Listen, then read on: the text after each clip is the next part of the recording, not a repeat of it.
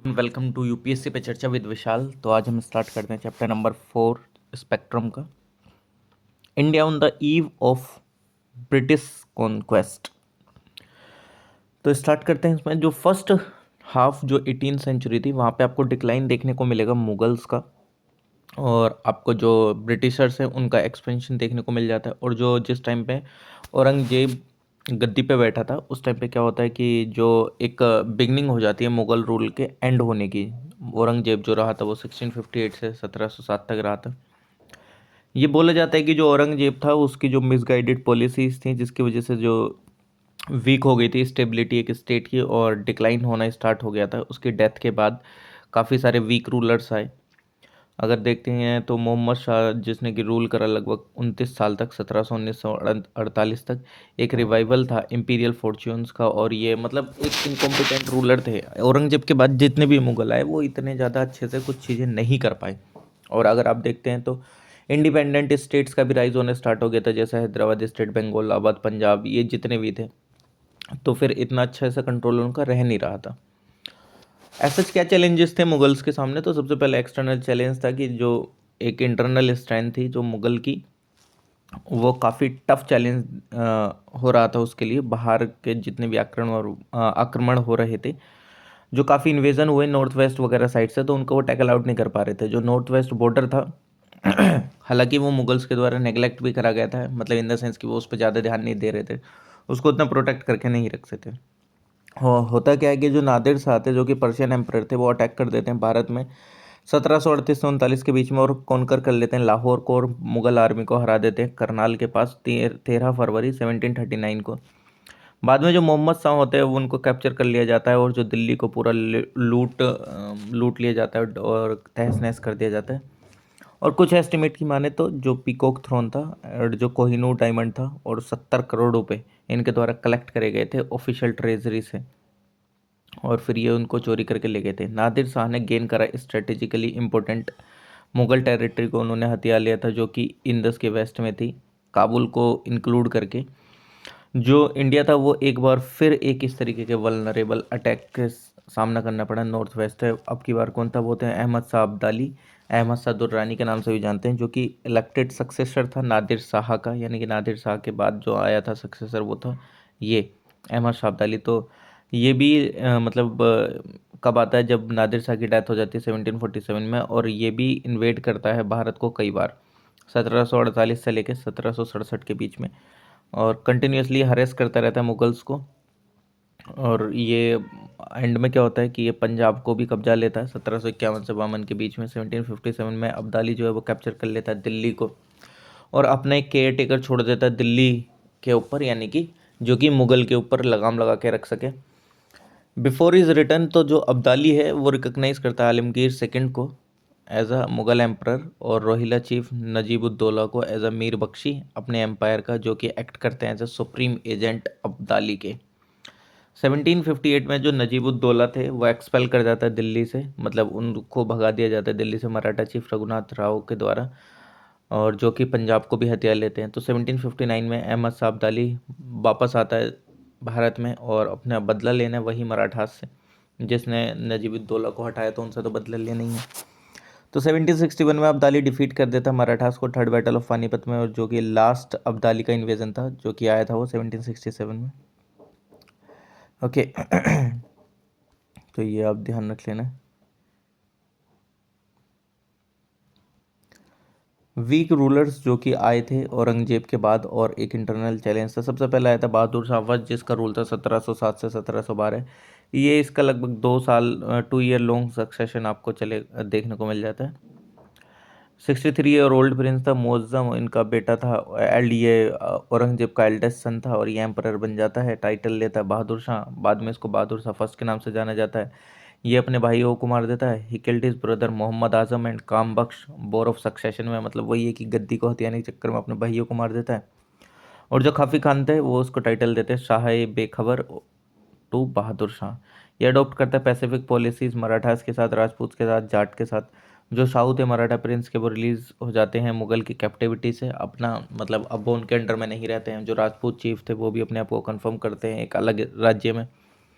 जो सिख लीडर थे बंदा बहादुर, वो अटैक कर देते मुस्लिम्स पे पंजाब के अंदर में, और काफ़ी ज़्यादा एक्शन लेते हैं इस एम्परर के खिलाफ। बहादुर शाह फर्स्ट की मृत्यु हो जाती है फरवरी 1712 में। फिर आते हैं जहांगीर शाह, जो कि रूल करते हैं 1712 से 13 के बीच में। जुल्फ़िकार खां की हेल्प से जो जहांगीर शाह हैं वो एम्परर बन जाते हैं। जुल्फ़िकार खान जो कि अपॉइंटेड प्राइम मिनिस्टर थे, ये इंट्रोड्यूस करते हैं कि इजारा सिस्टम, जो कि इम्प्रूवमेंट के लिए आता है फाइनेंशियल कंडीशन की एम्पायर की। लेकिन जो जहांगीर शाह हैं वो एबोलिश कर देते हैं जजिया को। ये भी अच्छा कुछ नहीं कर पाए चीज़ें। फिर आते हैं फ़र्रुखशियार 1713 से 1719 के बीच में। तो जब जहांगीर शाह की मृत्यु हो जाती है, इनके सैयद ब्रदर्स के हेल्प से अब्दुल्ला खान एंड हुसैन खान, जो कि एक किंग मेकर कहलाए जाते हैं, तो फ़र्रुखशियार बनते एक न्यू एम्परर। ये भी फॉलो करते हैं पॉलिसी ऑफ रिलीजियस टॉलरेंस, ये एबोलिश कर देते हैं ये भी जजिया को, पिलग्रिमेज टैक्स को। 1717 में ये फरमान देते हैं ब्रिटिशर्स को। 1719 में सैयद ब्रदर्स की हेल्प से, with the help of Peshwa Balaji Vishwanath, the throne Farrukhsiyar. Okay, मतलब सैयद ब्रदर जो है मराठा की हेल्प से, जो कि खासकर पेशवा बालाजी विश्वनाथ की, वो फ़र्रुखशियार को हटा देते हैं। और later he was blinded and killed, मारा जाता है लास्ट में। और ये पहली बार था कि जो मुगल हिस्ट्री में इस तरीके के एम्पायर को किल करा गया उसके नोबल्स के द्वारा ही। फिर आता है रफ़ी उद दराजत, जो कि रूल करते हैं फ़ेब 28 से जून 6 1719 तक। ये जो है रूल करते हैं बहुत ही शॉर्ट टर्म के लिए, ठीक। आप समझ सकते हैं गद्दी हथियाने के लिए इनकी जो पूरा एकदम मुगल एम्पायर था वो पूरा ख़त्म ही हो गया था। फिर आते हैं रफ़ीउद्दौला, 6 जून से सितंबर 1719 तक। सैयद ब्रदर्स प्लेस करते हैं रफ़ीउद्दौला को किस नाम से, शाहजहाँ सेकंड के नाम से थ्रोन पे। ये न्यू एम्परर था, ये ओपियम एडिक्ट था, ये भी पूरा एकदम नशा में चकनाचूर। मोहम्मद शाह रूल करते हैं 1719 से 48 तक। जो डेथ हो जाती है रफ़ीउद्दौला की, रोशन अख्तर जो कि एक बिकेम द चॉइस, ये चॉइस बन जाते हैं सैयद ब्रदर्स की। जो मोहम्मद शाह होते हैं वो जाने जाते हैं हिस्ट्री में, एक इनको टाइटल दिया गया है रंगीला, क्योंकि ये बहुत ज़्यादा लग्जरियस लाइफ जीते थे। मोहम्मद शाह है किसकी हेल्प से, निज़ामुल मुल्क की, वो मार देते हैं सैयद ब्रदर्स को। 1724 में निज़ामुल मुल्क जो है वो वज़ीर बनते हैं और फाउंड करते हैं अपना एक अलग स्टेट हैदराबाद। 1737 में जो बाजीराव फर्स्ट टाइम, जो कि मराठा के पेशवा थे, वो इन्वेड करते हैं दिल्ली को एक स्मॉल आर्मी के साथ, जो कि 500 घोड़े होते हैं उसमें। 1739 में जो कि नादिर शाह जो कि डिफीट कर देते हैं मुगल्स को बैटल ऑफ करनाल में, और बाद में इनको इम्प्रिजन कर लेते हैं मोहम्मद शाह को, और एनेक्स कर लेते हैं सारा एरिया इंदस वगैरह का, जो कि मैंने ऊपर अभी आपको बताया ही था थोड़ा। फिर आता है इसके बाद अहमद शाह बहादुर, जो कि रूल 1748 से 1754 तक चलता है। अहमद शाह जो कि एक इनकॉम्पिटेंट रूलर था और इतना कुछ खास उसने करा नहीं। Who left the state affair, ये मतलब स्टेट अफेयर किसके हाथ में चलते थे, उदमबाई के हाथ में, जो कि क्वीन मदर थी। उदमबाई जो कि जिनको टाइटल दिया गया किबला ए आलम के द्वारा, किबला ए आलम, ये एक लेडी थी, पुअर इंटेलेक्ट थी, जो कि रूल कर रही थी। जावेद खान एक नोटोरियस एनएच थे। मतलब कुल मिला के ये था कि इनसे रूल वूल तो हो नहीं रहा था, सिर्फ गद्दी पे बैठे थे नाम के। फिर आता आलमगीर, आलमगीर सेकंड रूल करता 1754 से 1759 तक। आलमगीर सेकंड जो कि एक बेटा था एम्परर जहांगीर शाह का। अहमद शाह अब्दाली जो कि ईरानियन इन्वेटर था, वो रीच कर जाता है इसी के समय पे दिल्ली, जनवरी 1757 पे। इसी के समय पे बैटल ऑफ प्लासी लड़ी जाती है जून 1757 में। आलमगीर सेकंड को असोसिनेट कर दिया जाता, मार दिया जाता है इसको भी। शाहजहाँ थर्ड आते हैं, जो कि रूल करते हैं 1759 से 1760 के बीच में, जिसको जाना जाता है मुही उल मिलत के नाम से। इनको प्लेस करा जाता है गद्दी पे, ओके। लेकिन बाद में इसको मराठा के इंटरवेंशन के कारण हटा दिया जाता है। फिर आता है शाह आलम सेकंड, रूल चलता है अक्टूबर 1760 से जुलाई 1788 तक, अक्टूबर 1788 से फिर नवंबर 1806 तक। इसका रीन दो डिसेसिव बैटल्स पर डिपेंड करता है। एक तो इसी के समय पे, मतलब इसके समय पे ही दो बैटल हुई थी। The third battle of Panipat 1761। पूछ लिया जाता है कि जिस टाइम पे थर्ड बैटल ऑफ पानीपत हुई थी उस टाइम पे कौन मुगल एम्परर था, शाह आलम सेकंड था। ये जिस टाइम पे बैटल ऑफ बक्सर हुई थी उस टाइम पे कौन मुगल एम्परर था, तो शाह आलम सेकंड था, ऐसे। तो बैटल ऑफ बक्सर 1764 में, बैटल ऑफ पानीपत 1761 में हुई थी। 1765 में जो अकॉर्डिंग टू द टर्म्स किसके, ट्रीटी ऑफ इलाहाबाद के, जो कि 1765 में हुई थी, वो भी हम आगे पढ़ेंगे क्या था उसमें। इसको जाना था ब्रिटिश ईस्ट इंडिया कंपनी के प्रोटेक्शन में, और साइड मिला था इसको इलाहाबाद में, और फरमान इशू करा था कंपनी को इन परपेचुइटी ऑफ दीवानी, कि उनको उसने वो कलेक्टिंग राइट वगैरह दे दिए थे रेवेन्यू वगैरह के, बंगाल, बिहार एंड उड़ीसा के। 1772 में मराठास इसको दिल्ली ले गए, वेयर ही लिव्ड लगभग 1803 तक। 1803 में इसने खुद एक अपना अलग सा एक्सेप्ट करा प्रोटेक्शन इंग्लिश का। और इसकी डेथ के बाद आफ्टर द डिफीट ऑफ दौलत राव सिंधिया, मतलब जिस टाइम पे वो हरा देते हैं ब्रिटिशर्स दौलत राव सिंधिया को, तो मुगल एम्परर फिर दोबारा पेंशनर बन जाता है इंग्लिश का। मतलब वही है कि भाई हम तुमको शरण देंगे लेकिन हमें कुछ फ़ायदा चाहिए, तो पहले तो ग्रांट ले लिए। तो ऑब्वियसली बात है, बिना फ़ायदे के तो ब्रिटिशर्स कुछ भी ना करें। उसके बाद अकबर सेकंड आ जाता है, जिसका रूल 1806 से 37 तक चलता है। इसको जो टाइटल है राजा, मतलब सॉरी, इसने राजा का टाइटल दिया था राम मोहन रॉय को। इसके समय ही 1835 में जो ईस्ट इंडिया कंपनी थी वो डिसकंटिन्यू कर देती है, अपने आप के कुछ सब्जेक्ट मुगल एम्परर से रिलेटेड स्टॉप कर देती है इशू करना कोइंस को मुगल एम्परर के नाम पे ही। फिर बाद में आते हैं बहादुर शाह सेकंड, जो कि अंतिम रूलर थे ये मुगल के। बहादुर शाह सेकंड जो कि रूल करते हैं 1837 से 57 तक। बहादुर शाह सेकंड या बहादुर शाह जफर, ये लास्ट मुगल एम्परर थे। रिवोल्ट के समय 1857 में ये इन मतलब एक एम्परर थे भारत के, इनको एम्परर भी डिक्लेयर करा गया था कि इन्हीं के देख रेख में हर एक चीज़ हो रही थी। देख रेख इन द सेंस कि ये एक बैठा दिया था कि हाँ ये हेड है हमारे, एक तरीके से जिस टाइम पे रिवॉल्ट चल रहा था। इसको कैप्चर कर लिया गया था ब्रिटिशर्स के द्वारा और रंगून में सेंड कर दिया गया था, जहाँ रंगून आज का जो म्यांमार है, और वहाँ पे इसकी डेथ हो गई थी 1862 में। लीगल टर्म्स में देखा जाए तो जो मुगल एम्पायर है वो एंड हो गया था 1 नवंबर 1858 का, जैसे ही क्वीन विक्टोरिया ने डिक्लेयर करा इस चीज़ को। ठीक, कोज क्या था डिक्लाइन का मुगल एम्परर के, तो इस पे भी काफ़ी ज़्यादा डिबेट चलती है हिस्टोरियंस के बीच में, लेकिन स्कॉलरली ओपिनियन वो डिवाइड है दो चीज़ों पे। सबसे पहले बात है जनरली कि जो एम्पायर रिलेटेड रीज़न है या दूसरा रीज़न रिलेटेड रीज़न है, वो क्या है एम्पायर रिलेटेड, क्या कि एक सेंट्रिक व्यू ये है कि इनका बेसिकली जो स्ट्रक्चर था, फंक्शन था, वो काफ़ी ठीक नहीं चल रहा था, अच्छे से ये चीज़ें कर नहीं रहे थे। रीजन रिलेटेड व्यू ये दिखाते हैं कि इंस्टेबिलिटी हो गई थी अलग अलग पार्ट में एम्पायर के, कुछ लोग अपने आप को अलग ही स्टेट घोषित करने लगे थे। जो प्रोसेस था डिसइंटीग्रेशन का मुगल एम्पायर का, वो स्टार्ट ही हो गया था औरंगजेब के समय से ही। ठीक, बाकी जो मोमेंटम मिला इस चीज़ को वो उसकी डेथ के बाद मिल ही गया था, क्योंकि कंडीशन फिर उस अच्छे तरीके से चली नहीं, कोई इसको कंट्रोल करने वाला बचा नहीं, इंडिपेंडेंट घोषित होने लगे अपने छोटे मोटे एम्पायर, और इनके अंडर में कोई आना नहीं चाहता था। और जैसे कि जो कुछ छोटे मोटे एम्पायर जो कि एक बड़े वर्चस्व पा चुके थे, जैसे सिख एम्पायर, मराठा, राजपूत वगैरह, ये सब वो इनकी कैप्टिविटी में रहना ही नहीं चाहते थे, मतलब कि इनके अंडर में काम करें, क्योंकि एक अच्छा रूलर नहीं था। अब जब रूलर नहीं था तो कौन ही इनके अंडर में रहना चाहेगा। जब रहना नहीं चाहेंगे तो ये अपने अलग अलग हो गए, और इस तरीके से ये पूरा एकदम जो मुग़ल एम्पायर था वो बर्बाद हो गया, डाउनफॉल हो गया, और एट लास्ट वो ख़त्म ही हो गया था। औरंगजेब के बाद कुछ था ही नहीं उसमें, कौन सुन रहा था, कोई नहीं, कुछ भी नहीं हो रहा था। ठीक, नेक्स्ट क्या है भाई, शिफ्टिंग एलिगेंस ऑफ जमींदार्स, यानी कि जो दो क्लासेस थी जो कि शेयर करती थी जो पावर था स्टेट के एम्परर के साथ में मेडिएवल पीरियड में। एक ज़मींदार होते थे, एक नोबल्स होते थे। जो ज़मींदार से वो हेरिडेटरी होते थे, यानी कि बाप के बाद बेटा, बेटे के बाद फिर उसका बेटा है, इस तरीके से हेरिडेटरी ओनर्स होते थे लैंड का, जो कि एंजॉय करते थे प्रिविलेजेस हेरिडेटरी बेसिस पे, और वेरियसली नोन एज कैसे राइज, राजास, ठाकुर, खुद देशमुख, ये ऑक्यूपाई करते थे एक इंपॉर्टेंट प्लेस एम्पायर में, बिकॉज ये हेल्प करते थे कलेक्शन करने में रेवेन्यू के, क्योंकि बिना रेवेन्यू के तो एडमिनिस्ट्रेशन ही नहीं चलेगा। ठीक, तो ये जो मुगल्स थे उन्होंने ट्राई करा कि ये जो पावर है ज़मींदार्स की उसको मेंटेन करा जाए, direct contact with the peasants, they had not Holi succeeded. और इस समय पे जो औरंगजेब था वो एक मार्क करता है, इंक्रीज़ करता है पावर में, इन्फ्लुएंस में ज़मींदार्स के। जो बिगेस्ट फॉल आउट था वो यही था, रीजनल रॉयल्टीज़ वर एनक्रेज्ड, और जो काफ़ी लोकल ज़मींदार थे वो हेल्प करते थे नोबिलिटी की और अदर पावरफुल क्लास की अपने एम्पायर के अंदर में ही, और जिसका एडवांटेज होता था कि मतलब to take advantage of the weakness of the empire and carve out independent kingdom for themselves.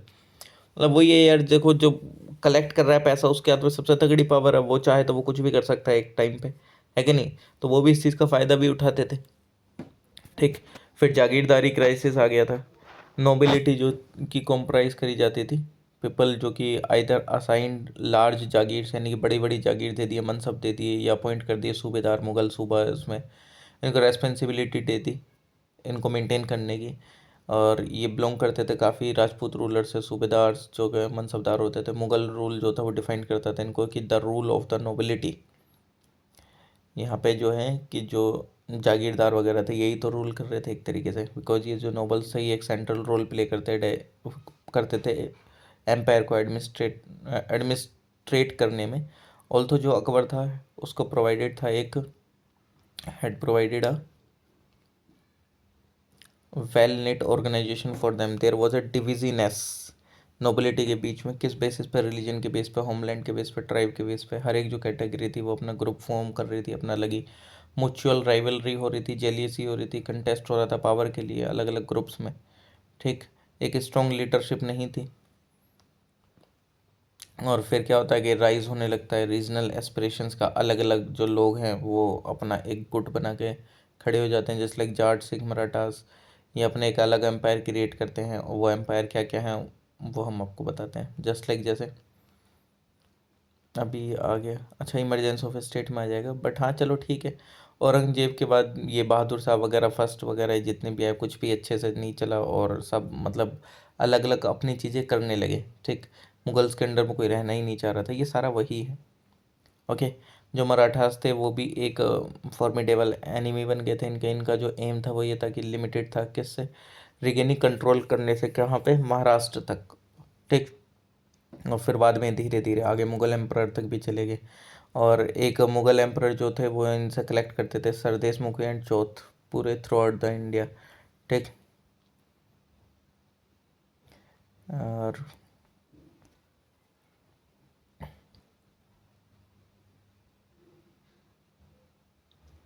Rajput वगैरह ने भी स्ट्रगल करना स्टार्ट कर दिया था इसके खिलाफ में। Okay, economic and administrative problem क्या हो गई थी, जो नंबर ऑफ अमीर थे और जो उनकी रैंक थी और जो मनसब होते थे उन्होंने इंक्रीज होते गए थे समय के अनुसार। और कुछ भी एज सच मतलब एक लैंड नहीं बचा था कि जो डिस्ट्रीब्यूट करा जा सके उन लोगों के बीच में एज अ जागीर, क्योंकि ऑलरेडी सारा चीज़ें खर्च पहले ही हो गई थी, अब क्या होगा। तो औरंगजेब ने ट्राई करा इस प्रॉब्लम को सॉल्व करने के लिए, जो कि शॉर्टेज हो गई थी जागीर्स की और बेकागिरी की। तो इनने एनहेंस करा इनकम जागीर से ऑन रिकॉर्ड, बट ये एक शॉर्ट साइटेड मेजर था अमीर्स के लिए। और ट्राई करा रिकवर करने का रिकॉर्डेड इनकम जागीर से प्रेशराइज करके पीजेंट्रीज को। लेकिन जो ये अमीर्स थे और जो पीजेंट्री थी वो काफ़ी ज़्यादा मतलब एंटागोनिस्ट हो गए, मतलब अब इतना कौन प्रेशर सह पाएगा यार। ठीक, काफ़ी ज़्यादा वॉर्स वगैरह भी, और जो लग्जीरियस स्टाइल था मेम्प्रस वगैरह का वो तो कभी कमी ही नहीं हुआ, उनमें तो कभी रिडक्शन ही नहीं हुआ है कि नहीं, वो तो वैसे ही चल रहा था। भले से इन लोगों को सैलरी मिल रही है कि नहीं मिल रही है, कोई भी एक significant scientific and technological advance नहीं देखने को मिला जो कि चीज़ों को इम्प्रूव कर सके। ओके, तो ये वाली चीज़ थी। और इकोनॉमिक एंड एडमिनिस्ट्रेटिव प्रॉब्लम ने ही औरंगजेब की डेथ करवाई, अगर देखा जाए तो जो एम्पायर था फिर उसके बाद तो बहुत ज़्यादा वीक हो गया, कोई सेंट्रलाइज सिस्टम नहीं, कुछ नहीं। और सबसे बड़ा मेन रीज़न क्या है कि राइज होने लगा था रीजनल स्टेट का, वो देख लेते हैं। जस्ट लाइक जितने भी जैसे ही डिक्लाइन होना स्टार्ट हो गया मुगल एम्पायर का, तो जो रीजनल एम्पायर थे वो अपने उठ खड़े हुए जस्ट सक्सेसर स्टेट, जो ये जस्ट लाइक जो कि मुगल के प्रोविंसेस थे अलग अलग स्टेट में, वो ब्रेक होने स्टार्ट हो गए एम्पायर से और अपना एक अलग एम्पायर खड़ा करने लगे। कुछ एग्जांपल जैसे अवध बंगाल हो गया या हैदराबाद हो गया, तो जो इंडिपेंडेंट किंगडम है ये एग्जिस्टेंस में आ गए। ठीक, क्योंकि डिस्टेबलाइजेशन होने लगा था मुगल कंट्रोल का इन प्रोविंसेस के ऊपर, तो इंडिपेंडेंट किंगडम आए जैसे मैसूर या राजपूत स्टेट, न्यू स्टेट आए, ये सेटअप करे गए थे रेवेल करके अगेंस्ट मुगल एम्पायर, जैसे कि मराठा सिख एंड जाट स्टेट्स। तो जो सर्वे ऑफ रीजनल किंगडम, जैसे सबसे पहले हैदराबाद देखते हैं, तो जो इसके फाउंडर हैं वो जो फाउंडर जो है वो कौन है, फाउंडर जो है वो है Asaf Jah. The founder of the Asaf Jah house of Hyderabad was Kilich. Kilich जिसको पॉपुलर जिनको किस नाम से जाना जाता है popularly, the founder of the Asaf Jah house of Hyderabad was Kilich Khan, popularly known as Nizamul Mulk. ये जुल्फ़िकार खान थे जो कि फर्स्ट कन्विंस करते हैं इस तरीके का आइडिया एक इंडिपेंडेंट स्टेट का डेक्कन के अंदर में। But with his death in 1713, मतलब 1713 में जब इनकी डेथ हुई, तो इनके साथ जो ड्रीम था वो अनफुलफिल हो गया था। लेकिन जो किलिच खान है वो डिस्टिंग्विश्ड हो गए थे ये मुगल एम्परर से, जो कि अपॉइंट करते हैं मुवारिस खान को, एक फुल फ्लेश्ड वॉइसरॉय डेक्कन को डिसाइड करते हैं फाइट करने का मुवारिस खान से। ठीक। ओके सॉरी, किलिस खान जो कि वो काफ़ी डिस्गस्टेड हो जाते हैं, ये जो मुगल एम्परर का जो कि एक एक वॉइस रॉय होता है डेक्कन का, मुवारिस खान, और ये उससे फिर लड़ाई करते हैं मुवारिस खान से, और ये डिफीट कर देते हैं और मार देते हैं मुवारिस खान को, किस में, बैटल ऑफ शकरखेड़ा 1724 में। और ये पूरा कंट्रोल ले लेते हैं फिर डेक्कन का, क्योंकि ये जो मुवारिस खान था मुगल के द्वारा अपॉइंट करा गया था वो डेक्कन पर रूल करने के लिए, इसी को ही मार देते हैं। और 1725 में ये बन जाते हैं वॉइस रॉय और कन्फर्म करते हैं अपने आप को एज अ टाइटल असफ जहाँ। अवध का अगर देखा जाए तो जो फाउंडर थे इंडिपेंडेंट प्रिंसिपैलिटी के अवध के, वो थे सदत खान, जिनको जाना जाता है बुरहान उल मुल्क के नाम से। सदत खान एक शिया थे, इन्होंने ज्वाइन करा conspiracy against the Syed brothers, जिसका रिजल्ट ये हुआ कि increase which resulted in his given an increased मनसब। ओके, बाद में क्या होता है कि जो driven out of the court ही was promoted to a new independent state, एक न्यू इंडिपेंडेंट स्टेट दे दिया जाता है। तो जो सदत खान थे वो कमिट करते हैं सुसाइड, क्योंकि उनको काफ़ी प्रेशर हुआ था नादिर शाह से, जो कि डिमांड कर रहे थे एक ह्यूज नंबर ऑफ, मतलब जस्ट लाइक कि बूटी इन द सेंस कि काफ़ी ज़्यादा पैसा है ये सब। और इनको सक्सीड करा जाता है सफदरजंग के द्वारा as the nawab of Awadh. आगे आते हैं, आगे कौन आते हैं, बंगाल। बंगाल में जो मुर्शिद कुली खान थे ये फाउंडर थे इंडिपेंडेंट स्टेट का, बंगाल के ये कैपेबल रूलर थे, और बंगाल को बनाते हैं एक प्रोस्पेरस स्टेट। ये इनको सक्सीड करा जाता है 1727 में इनके बेटे के द्वारा, सुजाउद्दीन के द्वारा। इनका सक्सेसर होते हैं सरफराज खान, जो कि मारे जाते हैं 1740 में अलीवर्दी खान के द्वारा, जो कि डिप्टी गवर्नर होते हैं बिहार के गहरिया में, जो कि पावर एज्यूम करते हैं और अपने आप को बनाते हैं एक इंडिपेंडेंट मुगल एम्परर, अपने आप को हर साल ट्रिब्यूट देके। फिर आते हैं राजपूत। राजपूत भी ट्राई करते हैं अपने आप को रिस्टैब्लिश करने का, अपने इंडिपेंडेंस का 18वीं सेंचुरी में। ये फोर्स करते हैं मुगल रूलर को, बहादुर शाह फर्स्ट जो कि मार्च करते हैं अगेंस्ट अजीत सिंह 1708 में, जो कि फॉर्म करते हैं एक अलायंस जय सिंह सेकंड के साथ एंड दुर्गादास राठौर के साथ, लेकिन जो अलायंस है वो ब्रोक हो जाता है उन्हीं किन्हीं कारणों के द्वारा। ठीक, एक समय पर जो राजपूत हैं वो कंट्रोल करने लगते हैं पूरी टेरिटरी को, साउथ दिल्ली से लेके वेस्टर्न कोस्ट तक। मैसूर एक अनदर इम्पोर्टेंट स्टेट था, जो कि एक अपना अपीयरेंस दिखाता है 18th सेंचुरी में, जो कि मैसूर था। ये जो टेरिटरी थी वो जो कि लोकेटेड थी कहाँ, ईस्टर्न एंड वेस्टर्न घाट पे, जो कि रूल करी जा रही थी वुडियार्स के द्वारा। काफ़ी सारी पावर इंटरेस्टेड थी इस टेरिटरी में, और इस एरिया को टर्न करती हैं कॉन्स्टेंट बैटल फील्ड में। एंड में क्या होता है, जो मैसूर स्टेट था वो लाया जाता है किसके रूल में, हैदर अली के जो रूल करा जाता है स्टेट बिना किसी ट्रबल के। ये इन्वॉल्व होते हैं कॉन्स्टेंट वॉरफेयर में ब्रिटिशर्स के साथ एंड उनके सन टीपू सुल्तान के साथ। केरला जो कि मार्तंड वर्मा जो कि इस्टेब्लिश करते हैं कि independent state of Kerala, Travancore उसकी एक एज कैपिटल होती है। ये एक्सटेंड करते हैं अपनी बाउंड्रीज को अपनी स्टेट की कन्याकुमारी से कोचीन तक, और ये बनाते हैं एफर्ट्स ऑर्गेनाइज करने के लिए अपनी आर्मी को वेस्टर्न मॉडल पे एंड अडॉप्ट करते हैं काफ़ी सारे मेजर्स अपने स्टेट को डेवलप करने के लिए। जाट जो होते हैं, जो कि एक एग्रीकल्चरिस्ट जाट सेटलर, जो कि रह रहे होते हैं दिल्ली के आसपास, मथुरा एंड आगरा, रिवोल्ट करते हैं अगेंस्ट ऑपरेसिव पॉलिसीज औरंगजेब के। ठीक, जो फर्स्ट मेजर रेबिलियन होता है जाट्स के द्वारा वो अगेंस्ट मुगल इंपीरियल फोर्सेस होता है, जो कि होता है कहाँ, मथुरा डिस्ट्रिक्ट 1669 में। ये लाइट करा जाता है गोकुला के द्वारा। ये सक्सेसफुल नहीं होता, लेकिन कुछ सम इनिशियल सेटबैक्स देखने को मिल जाएंगे, जैसे चूड़ामन एंड पदन सिंह वो सक्सीड होते हैं सेटअप करने में जाट किंगडम भरतपुर में 18वीं शताब्दी के अंदर। लेकिन it but it was under Surajmal की जो जाट पावर है वो रीच करती है अपने जैनिथ पे, यानी कि टॉप पर ही। नोट ये मतलब ये एफिशिएंट सिस्टम ऑफ एडमिनिस्ट्रेशन के साथ साथ ये ग्रेटली एक्सटेंड करते हैं टेरिटरी को अपने स्टेट की। इनका जो स्टेट है वो इंक्लूड करता है टेरिटरी गंगा में ईस्ट से लेकर चंबल साउथ तक, और और कुछ इंक्लूडेड रहते हैं सूबा आगरा के, मथुरा के, मेरठ के एंड अलीगढ़ के। हाउएवर जो जाट स्टेट था वो सफ़र करता है डिक्लाइन, जैसे सूरजमल जी की डेथ हो जाती है 1763 में, और बाद में जो ये स्टेट था वो स्प्लिट हो जाता है स्मॉल एरियाज में, जो कि कंट्रोल करा जाता है छोटे मोटे जमींदार्स के द्वारा, जो कि who mainly lived bye plunder. फिर बाद में आते हैं सिक्स, जो कि 1675 में औरंगजेब जो कि अरेस्ट करते हैं, एग्जीक्यूट करते हैं 9th सिख गुरु गुरु तेग बहादुर को, जो कि रिफ्यूज़ कर देते हैं इस्लाम को एम्ब्रेस करने से, क्योंकि वो बोलते हैं कि इस्लाम को अपनाओ ये सब। तो सिख ट्रेडिशन के अकॉर्डिंग जो गुरु थे वो सपोर्ट करते हैं राइट्स ऑफ कश्मीरी पंडित और प्रोटेक्ट करते हैं उनको प्रोसिक्यूशन से, जो कि मुगल के द्वारा करा जा रहा था। गुरु गोविंद सिंह जो कि सक्सीड करते हैं गुरु तेग बहादुर को, ये ओपनली रेबेल कर देते हैं औरंगजेब के खिलाफ, और ये ट्रांसफॉर्म करते हैं सिख को एक मिलिटेंट सेक्ट में, डिफेंस करने में अपने रिलीजन को, लिबर्टीज़ को। बंदा बहादुर जो कि लेटर एज्यूम करते हैं लीडरशिप सिख की 1708 में, ये डिफीट हो जाते हैं, मारे जाते हैं। ठीक। और in the wake of the invasion किसके, जिस टाइम पर नादिर शाह और अहमद शाह अब्दाली का हो रहा था, जो सिख थे एक बार और असर्ट करते हैं अपनी अथॉरिटी। इस समय पे ये ऑर्गेनाइज करते हैं अपने आप को 12 मिसल में कॉन्फिडेरेसीज में, जो कि एक्सरसाइज करते हैं कंट्रोल अलग अलग पार्ट्स पे किंगडम के। और जो क्रेडिट है इस्टेब्लिश करने के स्ट्रॉन्ग किंगडम का पंजाब को, वो जाता है रंजीत सिंह को। यह अकेले सन थे महान सिंह के, जो कि लीडर थे शुक्रचकिया मिसल के।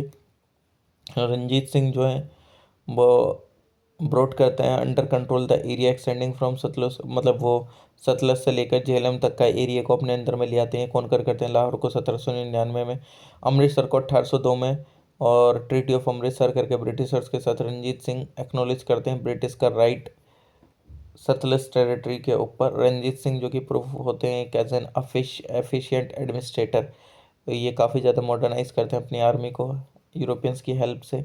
लेकिन टुवर्ड्स जैसे जैसे इनका जो समय है वो मतलब ख़त्म होने की कगार पाता, तो जो इंग्लिश मैन है वो फोर्स करते हैं इसको कि वो एक ट्राइपेट्राइट ट्रीटी करे 1838 में। ठीक, ये ट्राइपेट्राइट ट्रीटी थी शाह सूजा एंड इंग्लिश कंपनी के साथ, जहाँ पे ये एग्री होते हैं प्रोवाइड करने का पैसेज ब्रिटिश ट्रूप्स को अपने पंजाब से, with a view to placing Shah Shuja on the throne of Kabul, और शाह सूजा को ये काबुल पे बैठाएंगे गद्दी पे। रंजीत सिंह की डेथ हो जाती है 1839 में, और इनका सक्सेसर इस स्टेट को इतने अच्छे से नहीं चला पाते हैं, और बाद में ब्रिटिश इसका कंट्रोल कर लेते हैं। फिर ऐसे ही आपको मराठा देखने को मिलेंगे। जो मराठास थे वो फॉर्मिडेबल प्रोविंस थे, इमर्ज होते हैं एक मतलब मराठास काफ़ी एक मतलब शक्तिशाली पावर बन के, और एक कैपेबल लीडरशिप, खासकर किसकी, पेशवाज की। मराठास को अप्रूव करा जाता है मुगल अथॉरिटी से, यानी कि हटा दिया जाता है उनके अंडर में से authority from Malwa and Gujarat, establish their rule. Okay. एक समय पे ये क्लेम करते हैं right to be the chief inheritator of the Mughal dominion, यानी कि ये एक चीफ इनहेरिटेटर हैं, यानी कि मुगल डोमिनियन के बाद इन्हीं की पावर है। बट इनकी अथॉरिटी को चैलेंज कर दिया जाता है अहमद शाह अब्दाली के द्वारा थर्ड बैटल ऑफ पानीपत में 1761 में। मराठा क्विकली रिकवर करते हैं अपने डिफीट से, और ऑफर करते हैं एक formidable challenge English east India company को स्ट्रगल में पॉलिटिकल सुप्रीमेसी के लिए भारत के अंदर।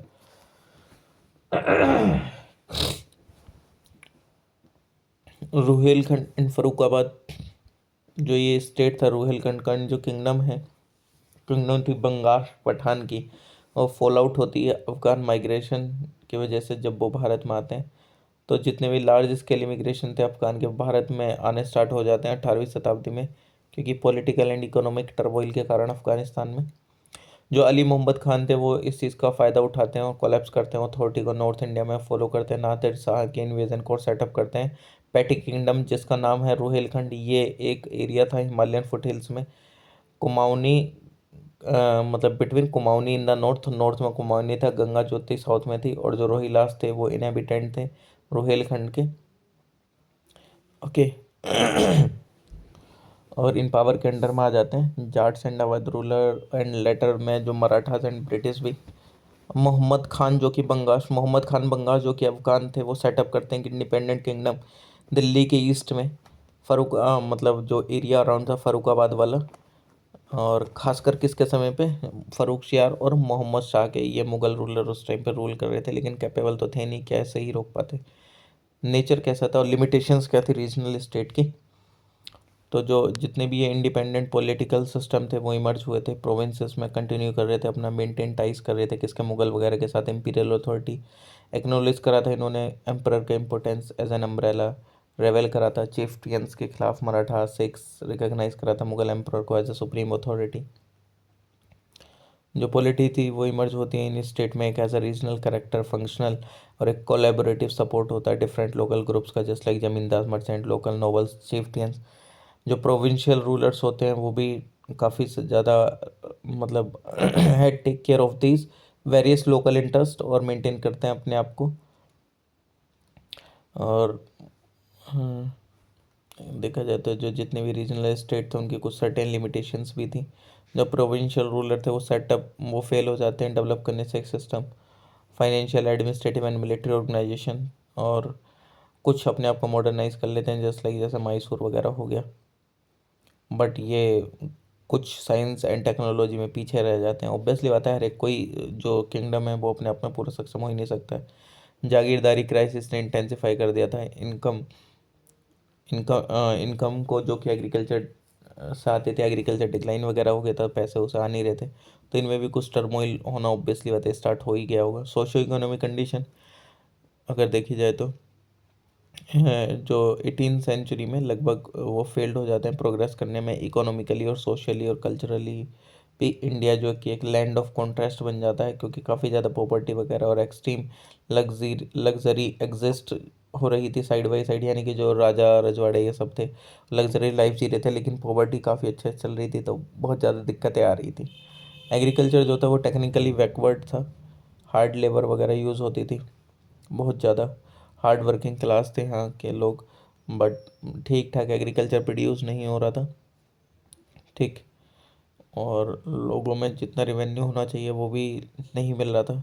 जब लोगों को ही नहीं मिल रहा, राजाओं को कहाँ से मिलेगा। ट्रेड एंड इंडस्ट्री अगर देखी जाए तो धीरे धीरे वो उत्पन्न होने स्टार्ट हो गई थी, चाहे हैंडीक्राफ्ट हो एग्रीकल्चर प्रोडक्ट वगैरह, but did not import foreign goods. हम फॉरेन गुड्स इम्पोर्ट नहीं करते थे इतने लार्ज स्केल पे। दूसरी तरफ दो इंडस्ट्रियल एंड एग्रीकल्चर प्रोडक्ट थे, उनकी गुड डिमांड आ रही थी फॉरेन मार्केट्स में। ठीक। इंडिया को जाना जाता था as a sink of precious metals. Okay.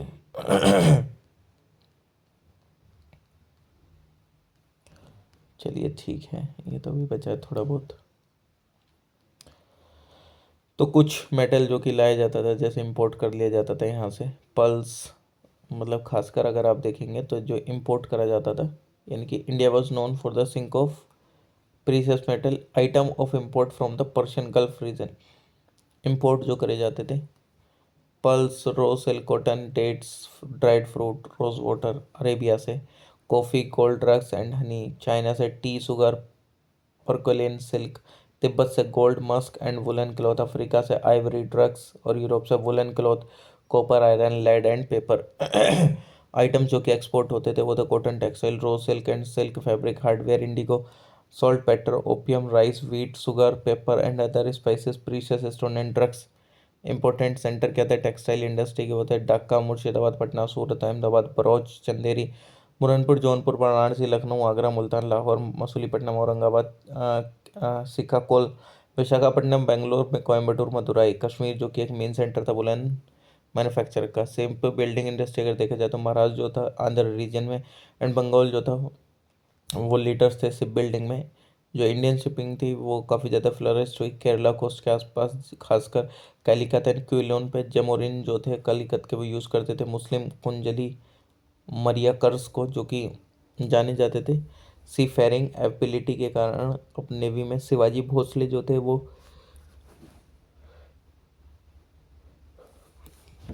जो शिवानी भोसले थे उनकी जो नेवी थी वो एक गुड डिफेंस थी वेस्ट कोस्ट के लिए अगेंस्ट द पोर्टुगीज। और बिपिन चंद्रा के अकॉर्डिंग यूरोपियन कंपनीज काफ़ी ज़्यादा ब्रॉड करती हैं इंडियन मेड शिप्स को यूज़ के लिए। स्टेटस क्या था एजुकेशन का, जो एजुकेशन थी इम्पार्ट हुई थी 18th सेंचुरी में। इंडिया वॉज स्टिल ट्रेडिशनल, मतलब ट्रेडिशनल चीज़ें फॉलो कर रहा था, लेकिन बाद में रैपिड डेवलपमेंट देखने को मिला था वेस्ट के इन्फ्लुएंस के कारण। ठीक, काफ़ी सारी नई चीज़ें आई, literature, law, philosophy, logic exclude कर दिया गया, study of physical and natural sciences, technology and geography. और जो Hindu and Muslim elementary school थे उनको पाठशाला बोला जाता था।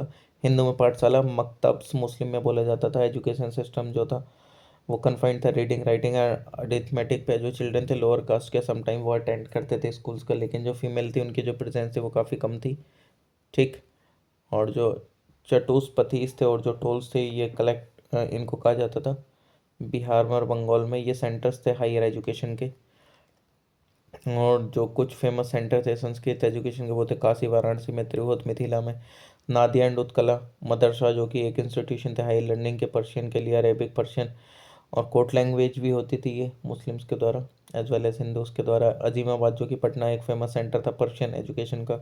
पीपल इंटरेस्ट लेते थे स्टडी में कुरान की एंड मुस्लिम थियोलॉजी की और एक्वायर करते थे प्रोफिशिएंसी अरेबिक में। सोशल सेटअप जो था कि काफ़ी सारी कास्ट, काफ़ी सारे सेक्ट आ गए थे। सोसाइटी जो थी 18वीं शताब्दी की इंडिया को करेक्टराइज करा जाता था एक ट्रेडिशनल आउटलुक से और स्टैग्नेशन थे। और काफ़ी ज़्यादा certain degree of broad cultural unity देखने को मिल जाएगी। पीपल जो थे वो डिवाइडेड थे caste, religion, region, tribe, language वगैरह को लेकर। जो फैमिली सिस्टम था प्राइमरली पैट्रियार्कल था। जो कास्ट था वो सेंट्रल फीचर था किसी भी एक सोशल लाइफ का हिंदूज की। और इसके अलावा 4 वर्ण थे, जैसे हिंदू को डिवाइड कर रखा था सब कास्ट में भी, परमानेंटली फिक्स कर दी थी उनकी प्लेस एक सोशल स्केल पे। चॉइस ऑफ प्रोफेशन जो था वो एक डिटरमाइन करा जाता था कास्ट कंसिडरेशन से, एक्सेप्ट कुछ लार्ज स्केल पे जो कास्ट स्टेटस था वो कई बार नहीं काउंट करा जाता था, बट हाँ मैक्सिमम काउंट ही करा जाता था। और जो कास्ट काउंसिल थी और जो पंचायत थे वो एनफोर्स करते थे कास्ट के लिए नॉर्म्स एंड रेगुलेशन। इवन तो जो इस्लाम था वो कि एंजॉय करा उसने भी सोशल इक्वलिटी मुस्लिम्स में और डिवाइड करा कंसिडरेशन किस चीज़ पे इसने भी, caste, race, tribe and status पर, religious consideration. Not only kept the Sunni and Shia noble apart about the, but also the Irani, Afghan, Turani and Hindustani Muslim novels and official apart from one another। मतलब वही है कि देखो यार ये जो चीज़ है डिस्क्रिमिनेशन की तो पहले से ही चलती हुई आ रही है, ठीक। लेकिन अभी पहले से तो कम है, इतना कर सकते हैं। जो शरीफ मुस्लिम्स थे वो कंसिस्ट करते थे नोबल्स, स्कॉलर एंड प्रोटेस्ट करते थे एंड आर्मी ऑफिसर्स को। और scholars, priests, and army officer often look down upon the Ajlaf Muslim और the lower class Muslim in the similar way of the higher caste. वही है कि निचले मुस्लिम को वैसे ही देखा जाएगा जैसे, मतलब कि ठीक है उनको कुछ नहीं आता है ये सारी चीज़ें करके। वो तो आपको पता ही है ये एक बहुत गलत चीज़ है हमारे समाज में। वुमेन की पोजीशन क्या थी, पैट्रियार्कल फीमेल सिस्टम था, मतलब फैमिली सिस्टम था, तो इतने ज़्यादा वुमेन को चीज़ें नहीं थी। लेकिन कुछ एरिया को छोड़ कर जस्ट लाइक जैसे केरला में वुमेन जो थी वो घर का ही काम करती थी। लोअर लोअर क्लास की वुमेन फील्ड में काम करती थी, अपने घर के बाहर भी एक्सप्लॉइटेशन करा जाता था, पर्दा सिस्टम काफ़ी था, सती थी, चाइल्ड मैरिज हो जाती थी, पोलीगैमी हो जाती थी, ठीक। डोरी जो था वो काफ़ी ज़्यादा स्प्रेड हुआ था खासकर बंगाल एंड राजपूताना में।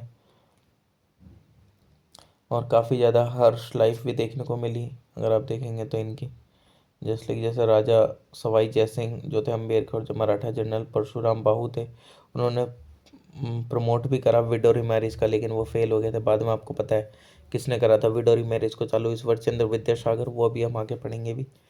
स्लेवरी देखने को मिल जाएगी। यूरोपियन ट्रैवलर जो एडमिनिस्ट्रेटर थे जो कि आ रहे थे 17वीं शताब्दी में, उन्होंने देखा काफ़ी ज़्यादा स्लेब्स हैं भारत में। ये बिलीव करते थे कि जो कुछ पीपल थे वो कंपेल टू सेल, वो अपने बच्चों को भी सेल कर सकते थे। इकोनॉमिक डिस्ट्रेस इतना ज़्यादा था, फेमाइन इतना था, कैलमिनिटीज इतनी हो गई थी, एक्सट्रीम पॉवर्टी थी।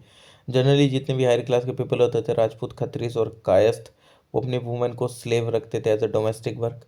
हावर जो स्टेटस था स्लेव का भारत में वो बेटर देन था यूरोप से खासकर, ठीक। स्लेव को एज अ ट्रीट करा जाता था हेरिडेटरी। और जैसे यूरोपियन आते हैं उनके समय पर और ज़्यादा स्लेवरी बढ़ जाती है, उन्होंने तो स्लेव ही बना के रखा। इनकी हमारा जो स्लेव सिस्टम था वो इनसे तो ठीक ही था अगर था भी तो। डेवलपमेंट जो था art and architecture and culture में तो डिक्लाइन देखने को मिलेगा। इंपीरियल मुगल्स में तो फिर जो टैलेंटेड जो लोग थे उनका भी डिक्लाइन आपको देखने को मिल जाता है। हालांकि मुगल्स के जस्ट लाइक जैसे जहांगीर था वो काफ़ी ज़्यादा इंटरेस्टेड थे आर्ट वगैरह में, लेकिन वही है कि जैसे उनका डिक्लाइन हुआ तो वो सारी चीज़ें भी ख़त्म ही होनी स्टार्ट हो गई, ठीक। लखनऊ में जस्ट लाइक जैसे असफुद्दौला ने बिल्ड करा था बड़ा इमामबाड़ा 1784 में, जो कि फर्स्ट हाफ 18th सेंचुरी में सवाई जय सिंह ने बिल्ड करी थी। पिंक सिटी जयपुर में, और 5 astronomical observation Delhi, Jaipur, Banaras, Mathura and Ujjain में। इन्होंने प्रिपेयर करा था एक सेट ऑफ टाइम टेबल जिसको कहा जाता था जिज मोहम्मद शाही, जो कि हेल्प करता था पीपल की स्टडी में एस्ट्रोनॉमी की। और साउथ में केरला में पद्मनाभपुरम एक प्लेस है जो कि famous architecture and mural painting के लिए, जो कि कंस्ट्रक्ट हुई थी। न्यू स्कूल ऑफ पेंटिंग आए थे जिन्होंने अचीव करा था एक डिस्टिंक्शन। ये जो पेंटिंग थी राजपूताना एंड कांगड़ा स्कूल थे वो काफ़ी प्रोमिनेंट हो गए थे। और जो डिस्टिंक्ट फीचर था लिटरेरी लाइफ का 18वीं शताब्दी का, उसमें आपको ग्रोथ देखने को मिलेगी उर्दू लैंग्वेज की एंड पोइट्री की। ये वो समय था जब उर्दू पोइट जस्ट लाइक जैसे मीर शोदा, नज़ीर एंड मिर्जा गालिब 19 सेंचुरी के, ये काफ़ी उभरे हुए पोइट थे। साउथ इंडिया में मलयालम लिटरेचर फ्लरिश हुआ किसके पैटर्नोज में, त्रावणकोर रूलर्स के। कलकत्थु कुंचन नंबीर एक नोटेड मलयालम पोइट थे। तमिल लैंग्वेज जो था वो एनरिच करा गया 70 पोइट्री के द्वारा। तेमुमन्नवर 1706 से 1744 तक ये one of the best exponent थे। 70 पोइट्री के इन्होंने प्रोटेस्ट करा अगेंस्ट ये जो अब्यूज़ होता था टेम्पल रूल का और कास्ट सिस्टम का। हीर रांझा जो कि एक रोमांटिक एपिक था पंजाबी लिटरेचर में, वो कंपोज हुआ वरीद शाह के द्वारा। सिंधी लिटरेचर जो कि शाह अब्दुल लतीफ़ ने कंपोज करा रिसालो, एक कलेक्शन ऑफ पोएम जो होता था। इसके अलावा भी कुछ ऐसे आपको रीजनल में भी लैंग्वेजेस में भी काफ़ी वर्क देखने को मिल सकते हैं। तो आज ये चैप्टर हमारा यहाँ फिनिश होता है। कल हम स्टार्ट करेंगे chapter number 5, expansion and consolidation of British power in India. So please like share comment and subscribe ताकि मैं इस सीरीज़ को कंटिन्यू रख सकूँ। तो थैंक यू सो मच, मिलते हैं नेक्स्ट वीडियो में।